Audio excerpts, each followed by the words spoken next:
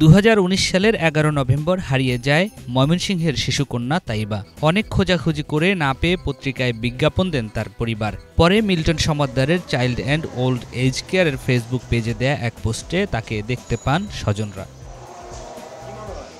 2023 সালের 4 মে তাইবার বাবা তোফাজ্জল হোসেন মিল্টন সমাদ্দারের কাছে গিয়ে নিজের মেয়েকে চিহ্নিত করে ফেরত চান।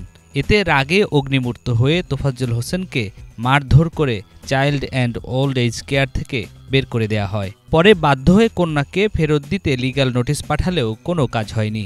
সবশেষ আদালতের শরণাপন্ন হয়েছেন তাইবার পরিবার। বাচ্চাটা হারানো গেছে, হারানো যাওয়ার পরে ফেসবুকে আমি বাচ্চাটা আমরা পাইছি, পাওয়ার পরে গেছি আমরা 4-5 জন, যাওয়ার পরে হ্যাঁ ইচ্ছু হয়েছেন বাচ্চাটা দিবার, পরে হ্যাঁ বাচ্চাটা দেয় নাই, 15 লক্ষ টাকা চাইছে। পরে আপনারা না মাছ দূর করিয়া গাড়ো ধরে তার রুমের বাহিরে দিছে।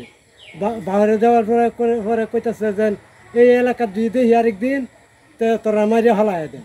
আইনজীবী জানান, বাবা এবং সন্তানের ডিএনএ পরীক্ষার অনুমতি দিয়েছেন আদালত, কিন্তু মিল্টন সমাদ্দার কারাগারে থাকায় এবং প্রতিষ্ঠানটির দায়িত্ব শামসুল হক ফাউন্ডেশন নেয়ায় আদালতের আদেশ বাস্তবায়নে আইনি সমস্যা হয়।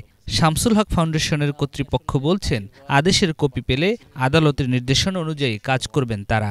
আমরা তো ইতিমধ্যে একাধিক মানুষকে তাদের উপযুক্ত পরিবার আশাতে খুঁজে পাওয়াতে যাচাই বাছাই করে স্থানীয় নিয়ম মেনে জিডি করে পুলিশের উপস্থিতি হস্তান্তর করে দিয়েছে অলরেডি। কোর্টে যদি কোনো আদেশ দেয় সেটা তো যে কেউ মানতে বাধ্য। ডিএনএ টেস্ট এখনো হয় না আমি যতটুকু জানি আর কি, দুটো হোক, হইলে তো কোর্টের আদেশ তো সবাই এটা মানবে। সেটা ডিএনএ টেস্টের যে প্রেয়ারটা এটা মঞ্জুর হয় এবং সাথে আরেকটা আদেশ দিয়ে দেন বিজ্ঞ আদালত যে 21 তারিখে যাতে উনি হাজির হয় বাচ্চাকে নিয়ে, উনি দেখতে চাচ্ছেন। কারণ একটা আদেশ যখন নোটিশ আকারে যাবে একটু সময় লাগে, তাই আমরা একটা অ্যাডভোকেট সার্টিফিকেট ওনাদের দেই। ওনারা বললেন যে আদালতের নোটিশ লাগবে, তাইলে আমরা নিয়ে আসবো। এখন আমরা যে ডিএনএ টেস্টের যে আদেশটা মঞ্জুর হয়েছে ওই নোটিশটা আমরা ঢাকা মেডিকেলে অথবা যে কোনো যেটাতে হসপিটালে পাঠাবো। তাইলে আগে ডিএনএ টেস্টটা হয়ে যায়, পরবর্তীতে এই যে ফয়সালা বিজ্ঞ আদালত দেন ওইটা তো আমরা মানতে হবে। এদিকে সমাজসেবা অধিদপ্তর জানিয়েছে, চাইল্ড অ্যান্ড ওল্ড এজ কেয়ারের বিষয়ে তদন্ত চলছে। সেখানে প্রশাসক নিয়োগ দেওয়ার চিন্তা করছে অধিদপ্তর। তারপরই আইনের মধ্যে থেকে তাইবাকে তার বাবার কাছে ফেরত দেওয়া হবে। আপনারা জানেন, মিল্টন সমাদ্দারের child and old age care প্রতিষ্ঠানটি সমাজসেবা অধিদপ্তরের নিবন্ধনকৃত। 1961 অনুযায়ী একটি তদন্ত কাজ চলছে। তদন্ত কাজ সম্পন্ন হলে তদন্ত প্রতিবেদন অনুযায়ী আমরা প্রশাসক নিয়োগের বিষয়ে সিদ্ধান্ত নেব। প্রশাসক নিয়োগ করেন, সেক্ষেত্রে বাচ্চারা কি তাদের ফ্যামিলির কাছে যেতে পারবে কিনা সেটার প্রসিডিউর?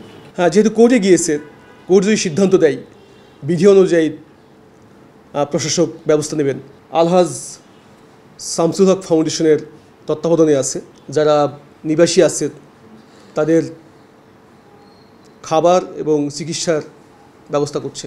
জানা গেছে, Alhaj Shamsul Haque foundation child and old age কেয়ারের দায়িত্ব নেয়ার পর সেখানে চলমান সংকট কেটেছে। শিশুকন্যা তাইবা সহ সকলেই ভালো আছে। 2020 সালের 2 ফেব্রুয়ারি তাইবার মা মারা যান। দীর্ঘদিন ধরে তিনি অসুস্থ ছিলেন।